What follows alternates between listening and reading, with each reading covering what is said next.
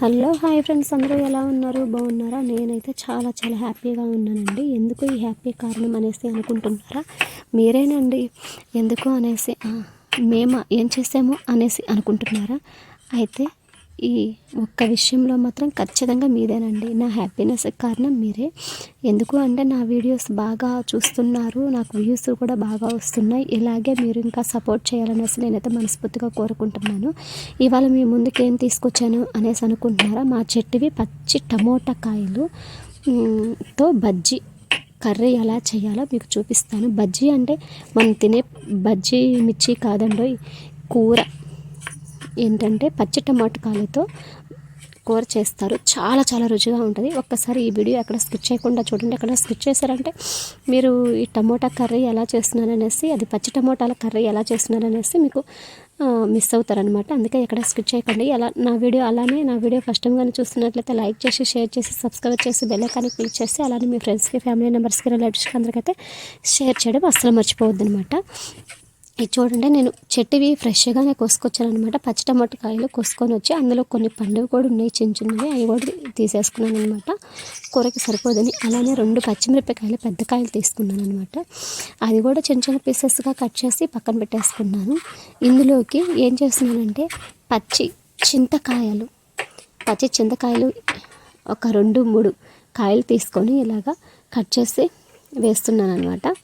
ఈ వీడియో కానీ మీకు నచ్చినట్లయితే ఖచ్చితంగా మీరు కూర చేసుకొని ఒకసారి ఎలా ఉంది అనేసి కింద నా కామెంట్ సెక్షన్లో కామెంట్ అయితే చేయండి.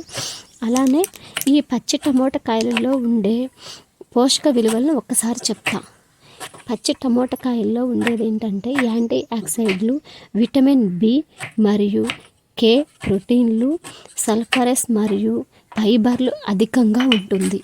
ఎందుకు అంటే ఈ పచ్చి టమోటా కాయల్లో ఉండేది పచ్చగా ఉంటుంది కదా కాయి. ఆ కాయల్లో మనం పండు కాయల కంటే కూడా పచ్చి కాయల్లో పులుపు ఎక్కువగా ఉంటుంది. ఆ పులుపు ఉండడం వలన మనకి ఇన్ని విటమిన్స్ లభిస్తాయి అన్నమాట. ఓకేనా ఫ్రెండ్స్? సరే, ఇంకా టమోటాలు అంటే కట్ చేశాను, పచ్చిమిర్చి కట్ చేస్తాను, ప్లస్ చింతకాయలు కూడా, పచ్చి చింతకాయలు కూడా కట్ చేస్తాను కదా, తగిన నీళ్ళు అయితే పోసేసాను అనమాట. గ్యాస్ స్టవ్ ముట్టించేసి గ్యాస్ మీద పెట్టేసాను గిన్నె. తర్వాత ప్లేట్ పెట్టేసేసి ఆ లోపల నేను తాలింపుకి ఏమన్నా ముందే పెట్టేసుకుందాము, తాలింపుకి ఏమేమి వేయాలనేసి. సరే, నెక్స్ట్ వచ్చేసి ఒకసారి ఆ నీళ్ళు వేడయిన తర్వాత కొంచెం పసుపు, కొంచెం ఉప్పు వేసేసి ఒకసారి మళ్ళీ మూత పెడుతున్నాను. అవి 2 కూడా కొంచెం హీట్ అయిన తర్వాత కొద్దిగా కారం అయితే వేస్తున్నాను.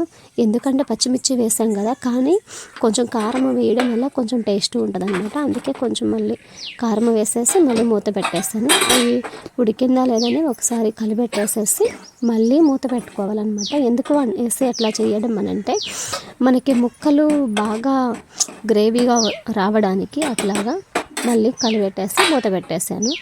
ఆ లోపల ఇంకొకటి చేద్దాం. ఓకేనా? ఒక చిన్న గిన్నె తీసుకున్నాను, దాంట్లో తగినంత ఆయిల్ మళ్ళీ నేనైతే ఎండుమిర్చి తీసుకొని, తర్వాత కరివేపాకు, పోపు దినుసులు, చిన్నుల్లిపాయలు పచ్చిగా దంచి మొత్తం అందులో వేసేసాను అనమాట. అందులో వేసి పక్కన పెట్టేసుకుంటున్నాను. ఈ లోపల టమోటాలు ఏంటంటే ఉడికిపోతాయి. ఓకేనా ఫ్రెండ్స్? ఉడికిపోయిన తర్వాత ఎలా చేస్తున్నానో చూడండి. ప్లీజ్ అండి, నాకు ఇలానే మీరు సపోర్ట్ చేసి నన్ను ఇలానే ముందుకు ఇంకా నడిపించాలనేసి అయితే నేను మనస్ఫూర్తిగా కోరుకుంటున్నాను అనమాట. ఈ పచ్చి టమోటకాయలు మనం తినడం వల్ల మన బాడీ కూడా దృఢంగా ఉండిద్ది అనమాట. ఈ పచ్చి టమోటకాయలలో ఎక్కువగా పొల్లటి పదార్థం ఎక్కువ ఉంటుంది. మనకి పండుకాయలు ఏంటంటే తీయగా ఉంటాయి కదా, కానీ ఈ పచ్చి టమాటకాయల్లో బాగా గట్టిగా ఉంటుంది ఆకు కూడా. ఇది ఊరగాయకి కూడా పెట్టుకోవచ్చు. అసలు పచ్చి టమాటకాయలు ఊరగాయ అయితే చాలా చాలా టేస్టీగా కూడా ఉంటుంది. అలానే ఊరగాయకి సాస్ అని అంటారు కదా, సాస్కి కూడా యూస్ చేస్తారు. ఇలా ఇంకా కొన్నిటికి యూస్ చేస్తారు. నాకు తెలిసినవి కొన్నేనమాట. ఓకేనా ఫ్రెండ్స్? ఇంకా ఉడికింది. ఇంకా గిన్నె అయితే కిందగా దించుకొని పప్పు గుత్తి వేసి ఎనుపుతున్నాను. ఇంకా స్టవ్ ఆపకుండా అదే స్టవ్ పైన నేను తాలింపు గిన్నె అయితే పెట్టాను కదా. నెక్స్ట్ కొత్తిమీర ఉంది కదా, కొత్తిమీర కూడా ఇప్పుడు వెనిపేటప్పుడే ఒకేసారి ఎనిపేసేసుకుంటున్నాను. ఇలా ఎనపడం వల్ల కొత్తిమీర చాలా టేస్ట్గా ఉంటుంది. ఈ కూరకు మాత్రం ఇలానే వేసుకోవాలి. ఇంకేదైనా కూరకి ఏంటంటే మనం లాస్ట్లో వేస్తాము దించేటప్పుడు. ఇలా పప్పు గుత్తి వేసి బాగా ఇట్లా వెనిపేసి ఇంకా తీసేసి ఆ లోపల తాలింపు కూడా నేను సిమ్లో పెట్టచ్చాను కదా, కొంచెం బాగా ఏగుతుందనమాట. ఇంకా పెద్ద మంట పెట్టేసి ఏగిచ్చేసి నెక్స్ట్ కూరకైతే వేసేస్తున్నాం. అందులోనే తాలింపు వేసేసి ఇంకా దించేసుకుంటే టమోటా బజ్జీ కర్రీ రెడీ అయిపోయింది. సారీ అండి, పచ్చి టమోటా బజ్జీ కర్రీ అనమాట. సూపర్గా ఉంటుంది. చపాతీలో కానీ, రైస్లో కానీ, లేకపోతే మనకి దోశల్లో కానీ, చట్నీలాగా కూడా మనం యూస్ చేసుకోవడానికి చాలా చాలా టేస్టీగా కూడా ఉంటుంది అనమాట.